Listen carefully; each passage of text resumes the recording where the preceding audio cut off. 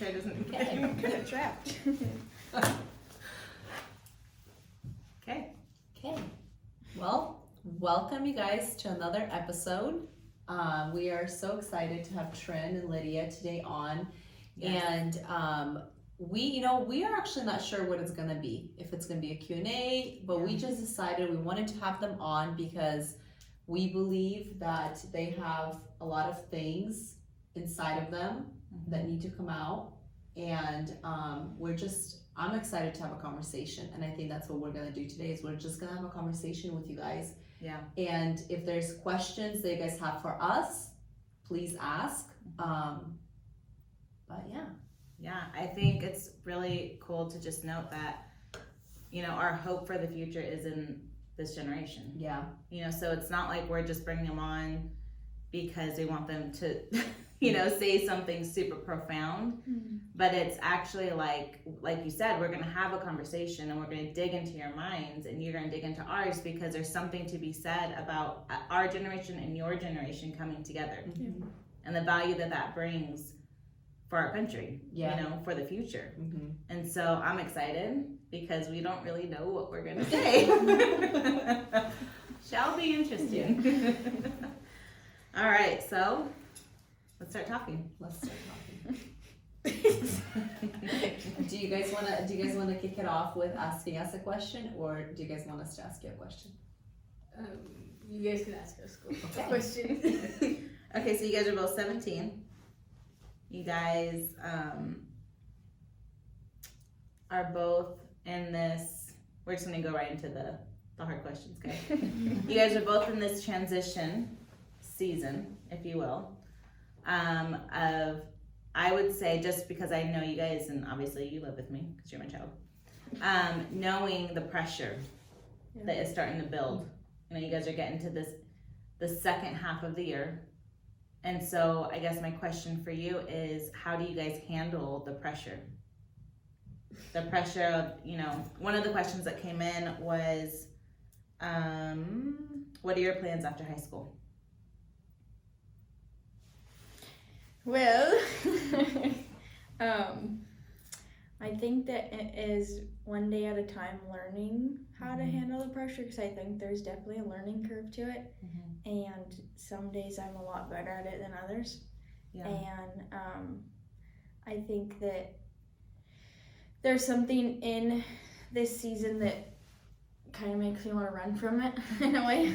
Like, can we just skip past all the college stuff and the, being under my parents' roof, but still having to kind of figure out my own stuff and trying to figure out who's really worth investing my time into as my time gets, more slim and fewer hours and minutes. And there is something in that makes me want to run and kind of just put my head down and get to work. But I think that I've been challenged recently to actually lean into that and kind of embrace this season, because it is getting near the end, of the year, and we're going to graduate and things are going to be drastically different. But as far as handling the pressure, I think that,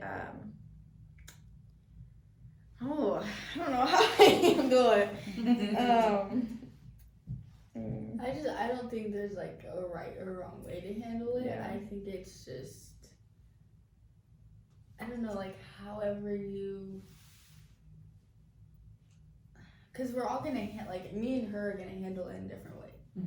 Like for her, it might be she just needs to sit in her room and just think about it and process everything.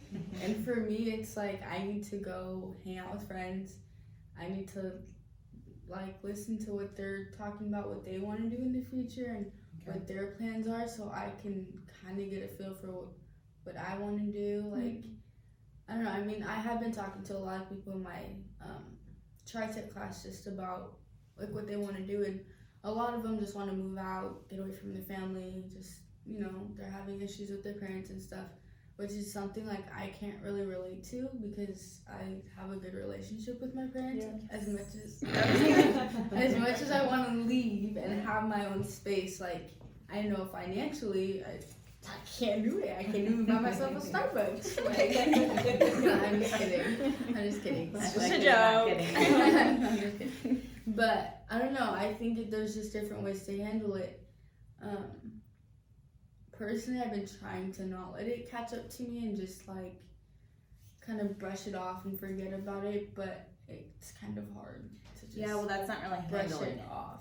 So I'm thinking, okay, because people, kids your age are going to listen to this and be like, oh, well, then in that case, I'm going to run to drugs. I'm going to run, I'm going to run to something that's going to numb Yeah. the feelings of the pressure, right? Which isn't what you guys do. Mm-hmm. So I know for you, like you like you said, you like to process out loud. Mm-hmm. So there's a lot of talking that happens. Whereas with you, you're more of a, I'm gonna journal, I'm gonna write, kind of processor. My So journal's been just going crazy this Yeah. week. Yeah. In my car, by my bed, I have journals everywhere. Yeah. And I think to expand on the leaning into what I want to run away from, I think how I've been doing that is catching every thought of when I want to compare it to someone else's story, or oh, she's further ahead of me, or she's doing more than I am, or I should have more under control. Actually just bringing it back to, Lord, teach me how to trust you in this moment, because that's really what it is like, it's really hard to trust him when you're uncertain of a season or of a time, or and I've had to remind myself of that so many times this week, like, wait, am I actually trusting him with this?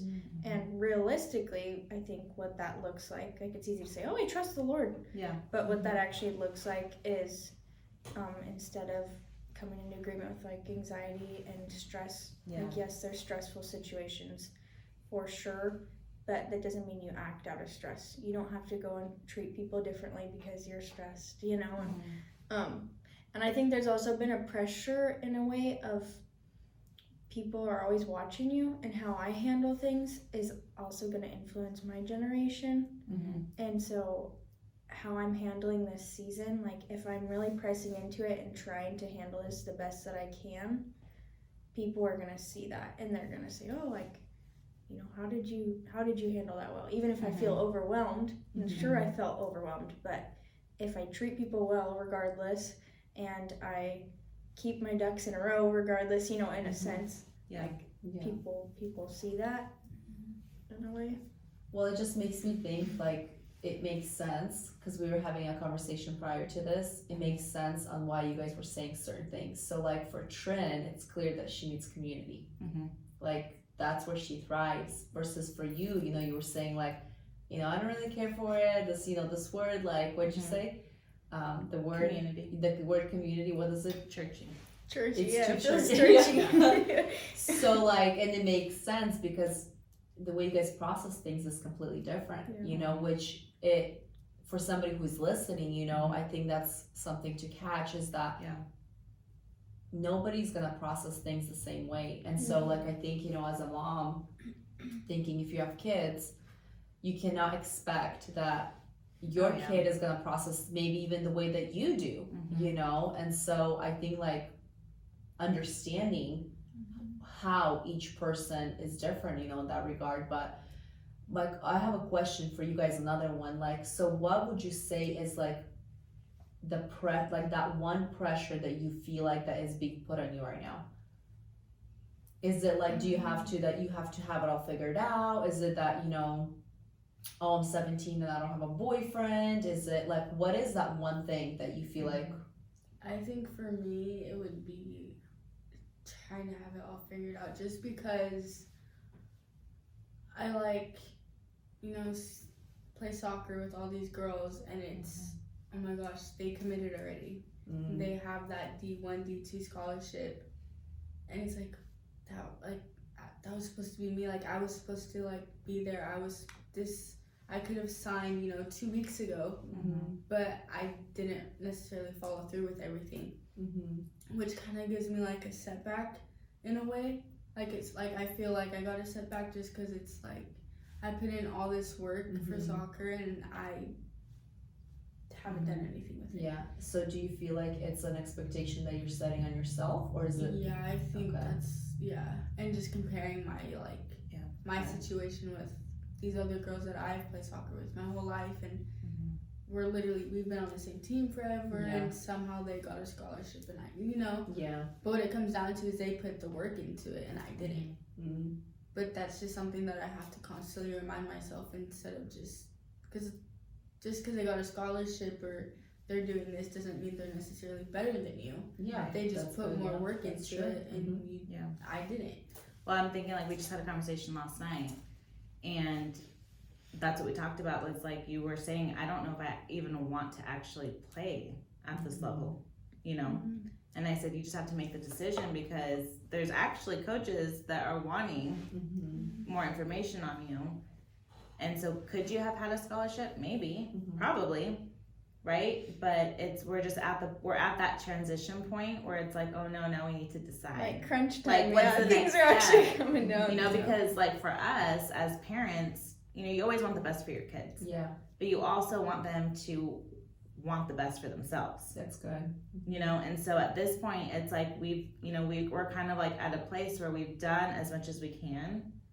And we're like, okay, babe, like it's in your court, you tell us what you want to do. And so she's like starting to feel like the, oh no, because it's true, she sees all these other girls, that's where I feel like that's where the comparison comes in. It's the enemy's plot, if you will. To try to mess her up. It's like, man, like I couldn't get her here. Like I think of her soccer season, like, enemy really tried to come in and mess with people, with the coaches, all that stuff. And still didn't win, so now it's like, what else can I do to really just get her down? Well, compare. It's comparison, Yeah. But yeah. What are we? Yeah, so what is that one thing that you feel like is the pressure that you're feeling right now in your life?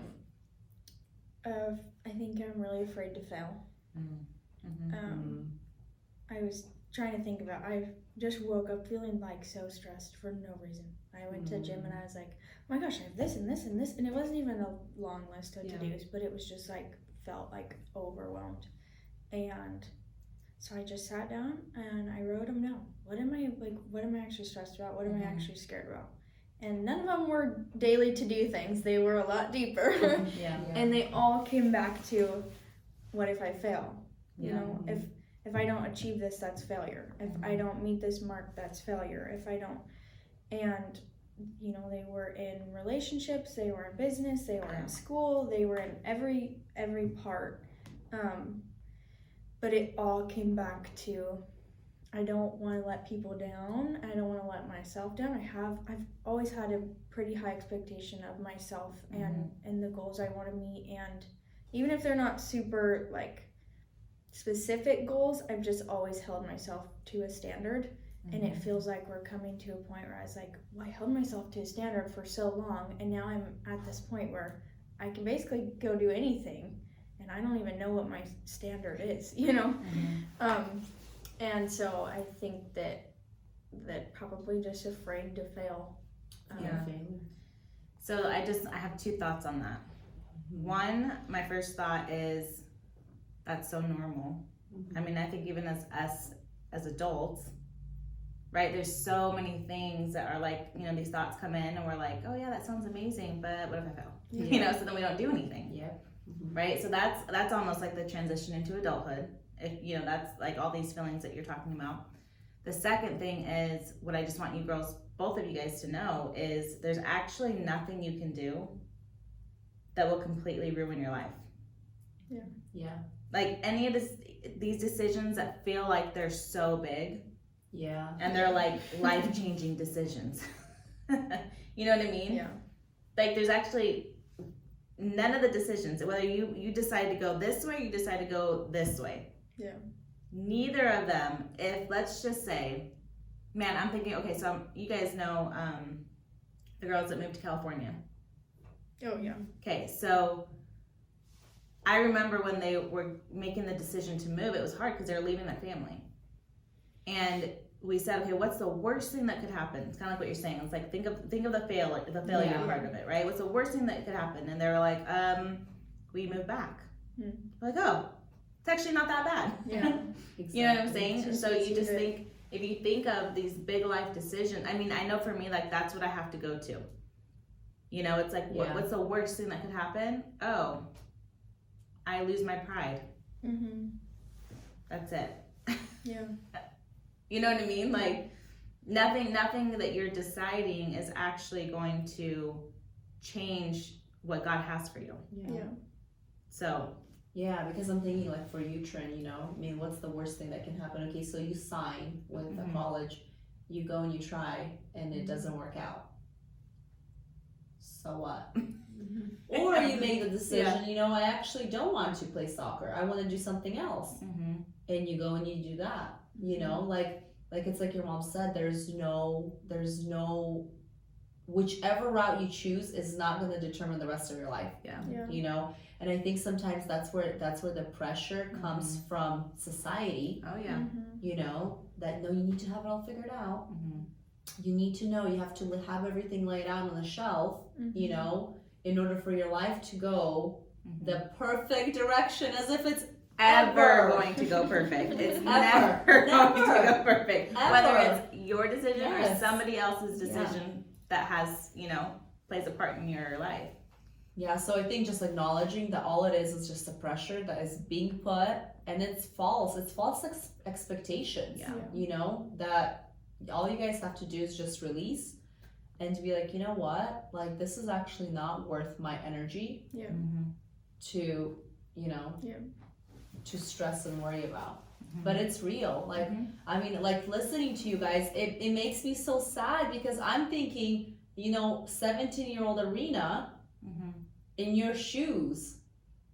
Like, for me, it was really different. You know, I feel like I didn't have this, like, pressure, you know, because I was like, all I was thinking is, okay, next year I'm gonna get married. It's zero pressure, you know, but like thinking about you guys, like this, you guys, there's this pressure that is put on you guys that you have to have it all figured out. And I'm just like, it's just so not fair. Yeah, that's really good because now I'm thinking, okay, 17-year-old Jana, I already had a baby, but I had to prove a point. Yeah. I had something to prove. So I went to school. I continued school, I graduated with my AA, graduated a year ahead, and still went to college after, not because I knew what I wanted to do, not because I really believed that was God's plan for me, because I had something to prove.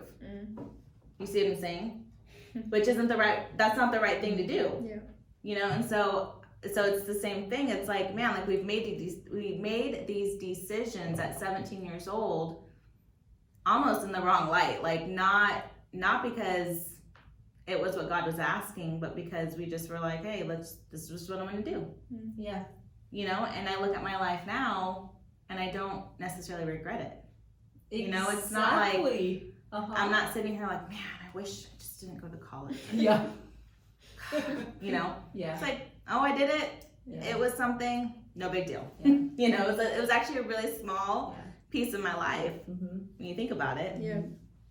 Yeah, because the way I think about it is, okay, so like think about, you know, your destiny at the end.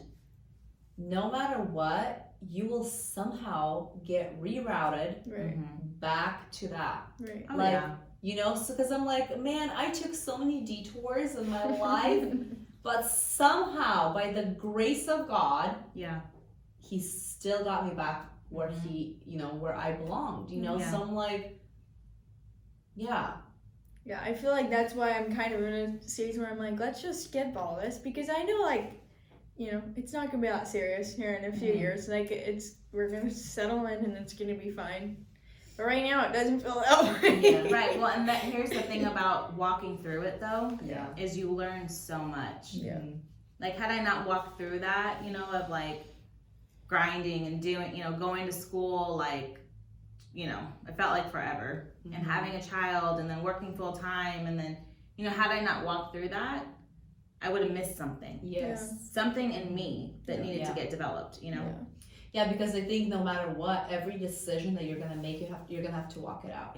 Yeah. Every decision in life, you know. So it's Now walk it out. Just kidding. she's Get like, your bro. So yeah, and so you know, it doesn't really matter because whichever route you go, you're gonna have to walk it out. Now I just want to sing that. Sorry about Okay. Do you have any questions for them? Should we like this to be PG-13? No, I'm kidding. I'm kidding. I don't know. You guys didn't go to college, so I don't know. I went to college. Yeah, but like, you didn't know what you wanted to do. Like, I know my major was psychology. yeah, so everyone. Sounds terrible. Yeah, I because it hated was my kind of like the psychology most class. general. Like, Yeah. oh no, it was really fun. Oh, I really liked hated it. mine. That professor was. But I feel like that's totally you because Yeah. that is what you do. I know it's really fun now. But see, that's the thing is I don't actually need a degree for it. Yeah. Yeah. Oh, good point. See, It's just who you were from the womb. Yeah. Do you have any questions? I was thinking of one. I don't know where it went. okay, I'll ask another one then. Okay, so let's talk about. Let's see here. Ooh, where do I want to go? Okay, so both of you guys are raised up in. Well, I mean, okay, so you were raised in church at like 6 years old on. You. Mhm. You were raised in church, I think, your whole life. Okay. So, Pretty little. what is, I want you guys to say, you don't have to go into deep explanation, but what is one good thing that came out of that? And what is one negative thing you guys have had to work through? Mm-hmm. Which now I believe would be a positive, but something that was like hard about it that you guys had to work through. I think my positive was learning who to come back to and how to. It's good. Mm-hmm. I think that obviously teenage years you walk through a lot of junk and all of the things and temptation and trying to be like everyone else and find your spot, and that's something that we all go through, but very few know how to recover from it and know how to that next morning wake up and not come into agreement with shame and all the things that are come natural, but to actually be like, man, I did mess up, but I still realize that you did forgive me and that there's another day in front of me and I get to kind of start over in a way, because that's part of having a relationship with the Lord. And so I think that was a positive, because very few teenagers know how to do that, and it causes a lot more damage because they just continue to spiral down this instead of realizing, I actually can recover from this. I actually can. And I think that the church has played a positive and a negative part in that, because in the same way that I realized who to come back to, a lot of kids specifically, that night after partying or whatever, they're not going to go to the church because they know that that's not going to be accepted. So it also has played a negative part, because I think in a lot of people's lives it's like, I'm not going to go open up about that, like I'm going to get judged in the church.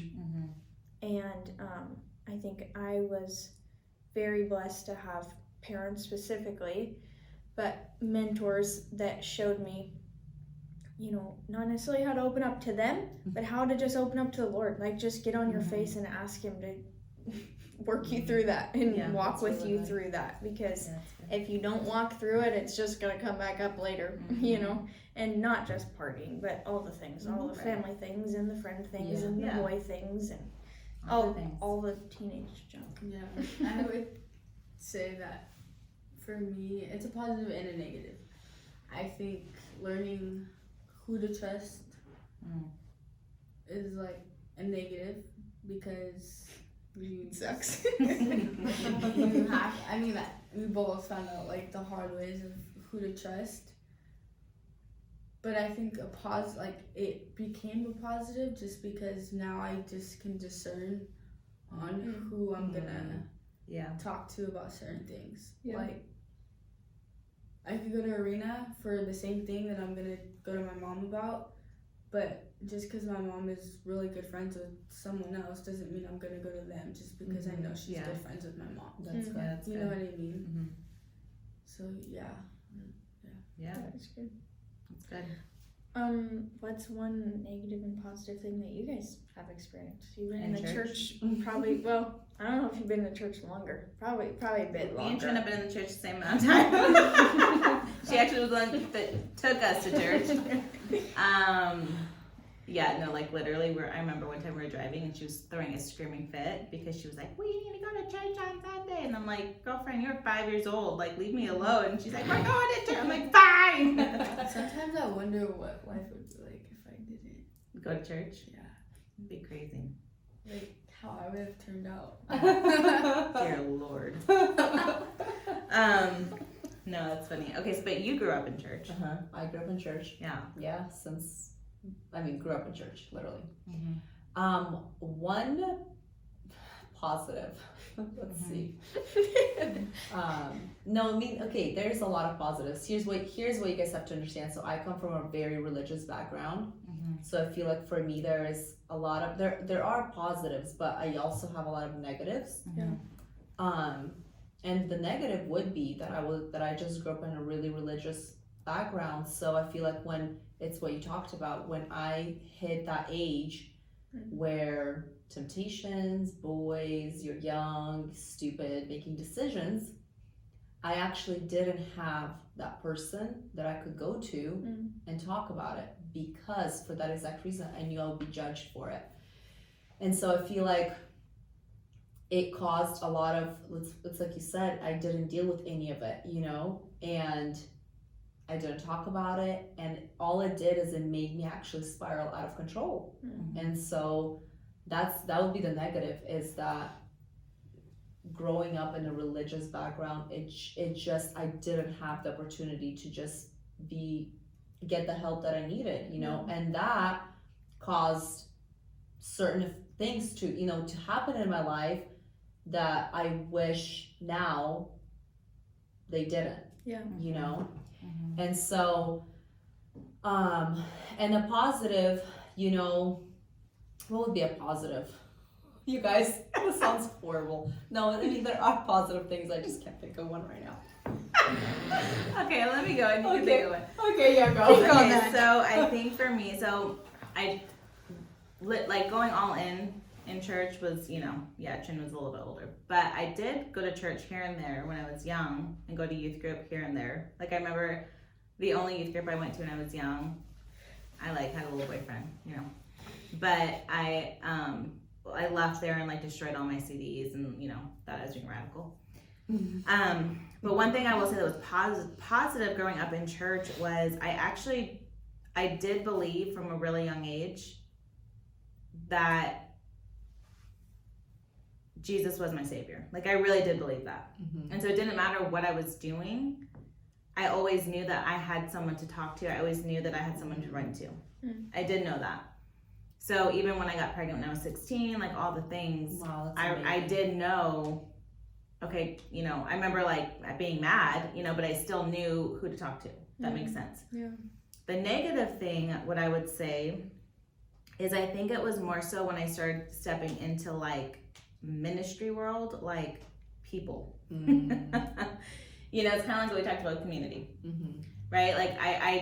I guess I never realized man, church is actually made up of people.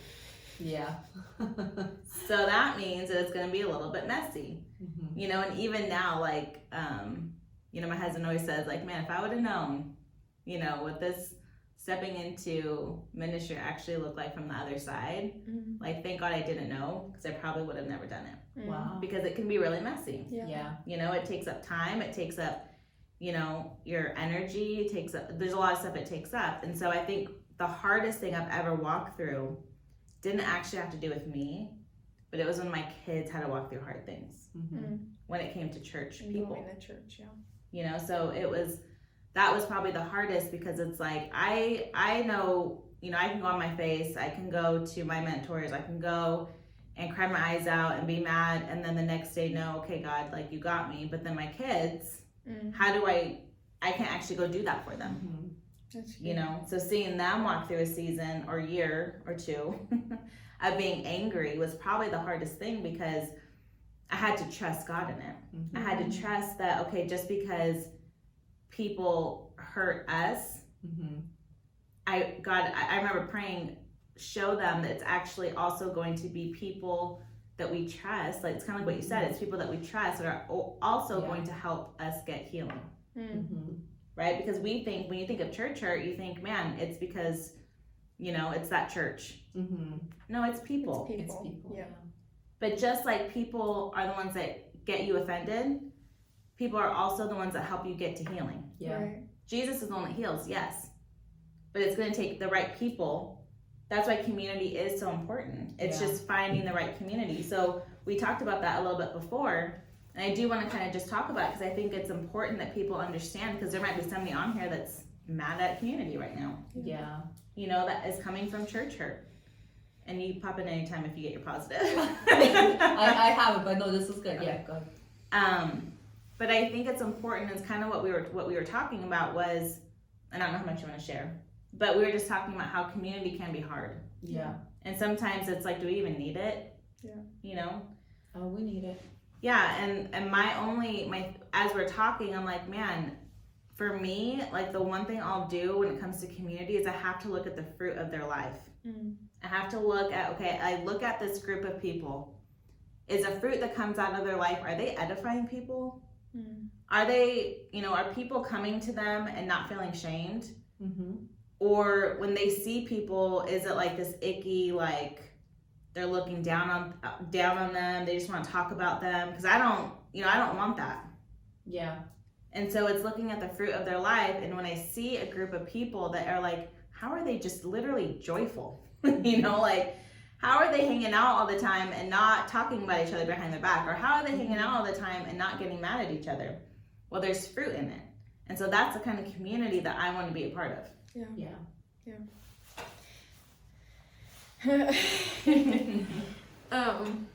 I think that's funny that you touch on fruit, because this is actually earlier this week. I was in a little service worship night thing, and it was not really what I expected going into it, but I was like, well, regardless of this atmosphere, I'm going to sit here and I'm just going to, like, Lord, what do you want to say to me? I'm sure there's something.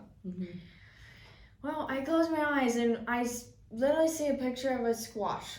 And I was like, is this a joke? Squash? I'm like, Lydia, why'd you come up with this in your head? And I was like, okay, that's probably not from me. Like, that's very random. Yeah. So I go do some researching, and one thing that's very specific to planting squash or gardening squash is if they start to get flowers and stuff, but like if the plant itself starts to flower, but it doesn't get fruit, sometimes it needs, I forget what they called it, but it basically needs to be like uprooted by the gardener, and you have to invest in some time into it, whatever. Yeah. And I was like, okay, well, that's interesting. I'm not sure what you're trying to say by that. And still the next couple days, I kind of kept getting reminded of it, and I was like, this is random, I don't know. It's kind of those little pieces you have to follow, and I think that there's something super significant about having the flowers but not the fruit. And I think that there's been a lot of communities that have put up the front and they've looked super good from the outside, but they didn't really have the fruit that I wanted. And I had to get involved. I had to put at least one foot in to realize, oh, well, it looks really good, so I'm gonna just walk this out and I'm just gonna go with this. And I had to jump in a little bit to see, oh wait, there's no fruit there. And so then it was a complete 180 of, I don't want anything to do with this.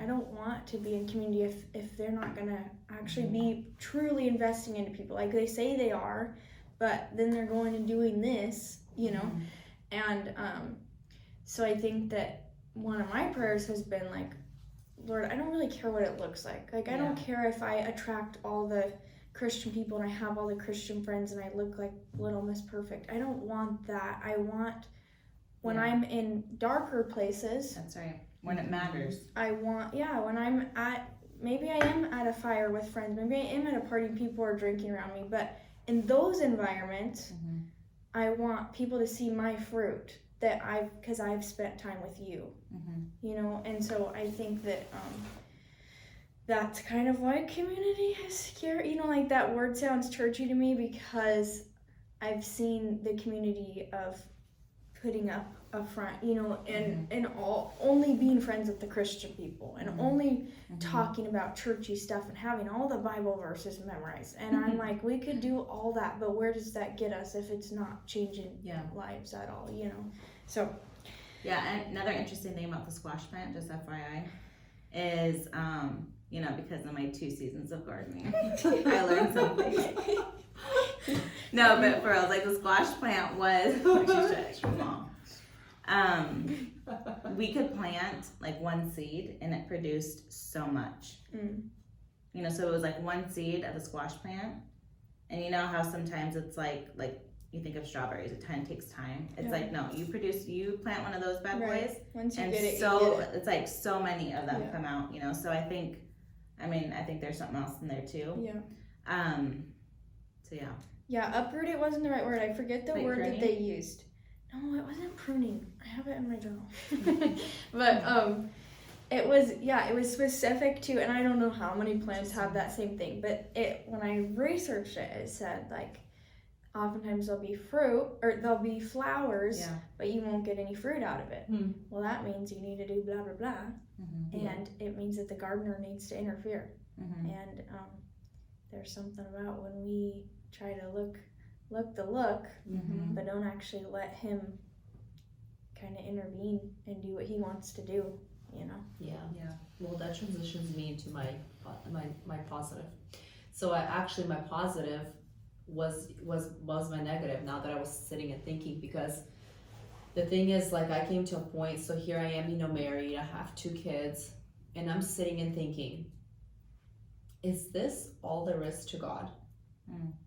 Because like when you were talking and saying, like, even though you went through life and you know you made maybe mistakes, you know, but you knew where to go to, you knew that no matter what, Jesus still loves you. Well, I didn't have that. I thought as soon as I mess up, that's it. Like, I cannot come back to God because now he's mad at me, I screwed up, you know, like he's just upset with me. And so with that mentality, I remember just feeling like, is this really it? Like, this can't possibly be all there is to God, is me dressing up really pretty, putting on this smile, walking in with my beautiful family, sit in the back seat, but inside be completely dead. And so this negative was what turned into a positive, because I'm like, God, there has to be more to you. And so I just went on this pursuit of like, reveal yourself to me. Like, I want to get to know you fully. And so, you know, that's when, you know, he truly sent people into my life that had the fruit, right? We talk about the fruit. They had the fruit, and I'm like, how do I get that? Like, I looked at their husbands, I looked at them as a family, I looked at them all individually, and I'm like, they have something that I want. Like, I want my husband to be so passionate about God. I want to be passionate about God. I want my kids to grow up in this kind of environment, you know, and we don't have that. And so he sent people into my life, and that's where community came in. You know, but I had to learn to trust people, because remember, I couldn't trust people, because I knew that if I open up, I'm gonna be judged, I'm gonna be talked about, I'm gonna be preached about. Like, it even went that far, you know. And so when I came into this community, it took me a while. Like, I was seeing the fruit, but it took me a while to be like, okay, like, my marriage actually is falling apart right now. I need help. You know, I am dying on the inside. I need help, you know. And it took a while, you know, like, I would say probably a good year before I started trusting anybody in that group of people, you know. But it's when I started opening up, and I realized, okay, I can actually trust these people. Like, these people are for me. They will pray for me. They will be on their face for me. They will war for me. You know, they're not gonna just listen and say, no, I'm sorry. I'm so sorry. Your life sucks right now. You know, like, they will actually be there, and they will fight, you know. And so, so my negative was turned into a positive. That's so funny. All of ours, Yeah, that like, is true. yeah. I don't know. Which I think there's something to that. There it is, yeah. You know, like if you're going through something in life, don't discredit. Yeah. You know, like sit and think, like, God, what can you actually do with this thing? You know? Yeah, it's good. Okay, so we're at 40. So last question for you girls. What would you tell your 8th grade self? Aw. If you could go back, what would you want to tell your 8th grade self? I don't know. I feel like my 8th grade year was definitely my hardest year.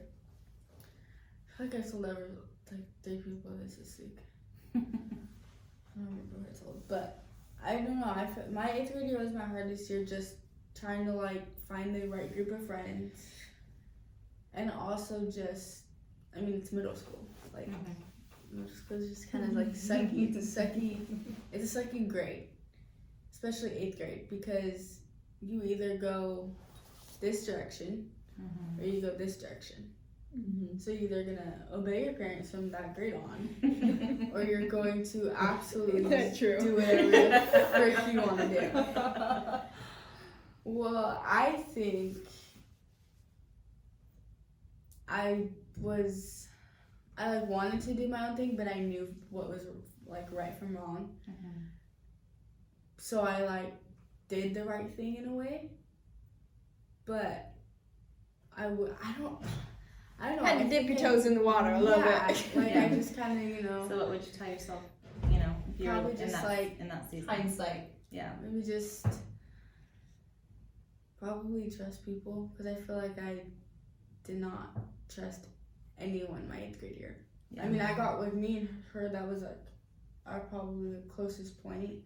We got really close to our middle school years, especially 8th grade. And I was really close with this one teacher in 8th grade that I would like, she's like a little counselor, because I feel like no middle schooler is close to their mom in middle school. Like I wasn't close to my mom. I was close to her, but not. It wasn't natural. It wasn't Yeah. like, let me come like we are now. Like, Yeah, so like I would go to this teacher during lunch and just rant about everything. So that was someone that I trusted, but I think if I could tell my 8th grade self something, I think it would just be to just trust more And people talk. and talk more. Yeah. That's good. Like open up more. It's good.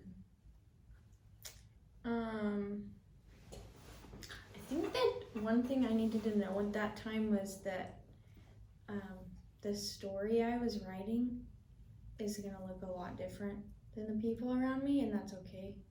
Like I think that I was so consumed by the idea of being understood. Like these people just don't understand. They don't understand where I'm coming from and what I'm doing, and it's really okay to be misunderstood. Like that's not a bad thing. Just because your passions are a little different and your vision is kind of has different priorities than most middle schoolers, you know. That's not a bad thing. Like continue to chase after those things despite maybe a conversation of that you walk away and feel misunderstood, you know, like that's not a bad thing. And I think just to continue to say yes, because I think there was a lot of door. I think it took me another year or so to realize like when a door opens, I can run the heck through it. like that door opened for a reason. I can go after it and just say yes. Yeah, I'm scared. Yeah, it doesn't make sense. Yeah, I don't understand the next step, but I can still go after it. Like it's open. Why not just say yes? And I think I didn't really get that till like freshman year, probably a year later. And I'm so glad I caught on to it, because there's been so many wild things that I would have never expected and I would have never done. But my simple little yes just took me on my way, you know. Yeah, that's good. That's awesome. Well, I just want to tell you guys, thank you for being here. Thank you for being honest and open. And I am so proud of you guys. We are proud of you guys. And you guys have so much that is still ahead. Oh, yeah. And I'm so excited to see all that you guys are going to accomplish in life. Thank you. You got 2 cheerleaders right here. Yeah. Any closing thoughts before we wrap it up? I don't think so. I feel good about this. I think it's a good little. Glad we recorded our conversation. Yeah. I think just one thing, just because like we've talked a lot about trusting people, doesn't mean you have to trust everyone Yeah. that you come Yes. in contact with. Like I said, like you have to discern and kind of feel them out, and like, hey, it literally takes one conversation with So someone. how do you discern? Because somebody that might be listening, like, I don't even know what that means. Maybe, so just, I don't know Arina, okay? Let's say I don't know Arina. Just make a conversation with them and see like what, like if they're like automatically just, can you believe this girl did that? And this is, okay, maybe that's someone you don't want to like tell someone something Yeah. to. Yeah. But if she's just like having a genuine conversation with you, and like, how are you doing? How is this going? And like without bringing other people's names and dragging it through mud kind of thing. Yeah. Mhm. That's Yeah. good. Yeah, which kind of comes back to the fruit. Yeah. So just kind of like knowing, okay, this is what I need to look for. Yeah. You know, when you say fruit, it's like what is coming out of their life. Yeah. Yeah. So that's good. That is good. All right. Well, I'm sure there will be a part 2 soon. But that's it. That's it for today.